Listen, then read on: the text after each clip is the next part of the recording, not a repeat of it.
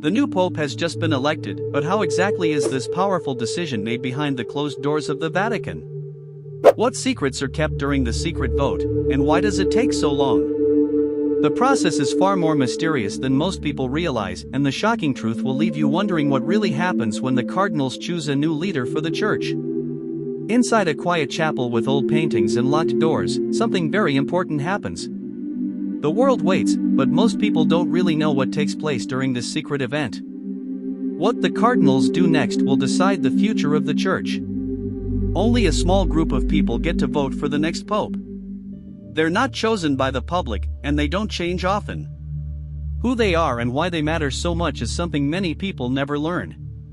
Once the doors close, no one is allowed in or out. Phones are taken away, windows are sealed, and even talking is limited. This isn't just to keep things private. It's done for a reason that goes back many hundreds of years. Sometimes the choice is fast. Other times, days go by without a winner. The longer it takes, the more people begin to wonder what's really holding things up. People all around the world stare at a small chimney, waiting for a puff of smoke. When it's black, nothing has happened. When it's white, everything changes. But the meaning behind this simple signal has a long history most don't know. When a man becomes pope, he doesn't keep his real name. He chooses a new one, a name that tells people how he wants to lead. Some names bring hope. Others bring back memories of big changes. If the cardinals can't agree, they keep voting again and again. This can lead to tension, tired minds, and even secret talks. But when no one can agree, how do they finally choose? The job is huge. The man they pick must guide millions, speak to leaders, and handle tough problems.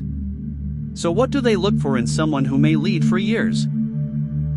It might sound strange, but the rules say that even someone outside the group could be chosen.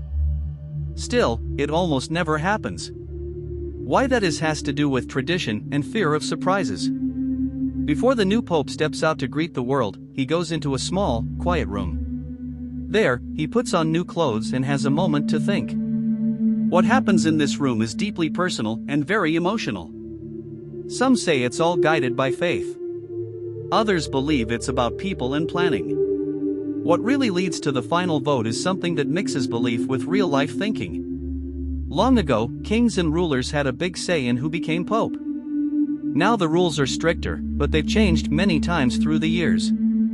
What happened before shaped the system used today. Everyone in the room promises not to tell anything. No news, no talk outside, no clues at all. This silence is more than just a rule, it protects the process from outside control. The moment after being chosen is quiet, private, and heavy. The new pope knows life has changed forever. These few minutes can be the hardest of all. Before each vote, the cardinals pray. They want to make the right choice. But even with faith, human thoughts and feelings still play a big part. Some places have many voters. Others have none. This affects who gets picked and shows which parts of the world have the most voice in the church. For a long time, popes came from Europe. But that's not always true anymore. The church has strong traditions, but the world keeps changing. Finding a leader who respects the past and understands today isn't easy.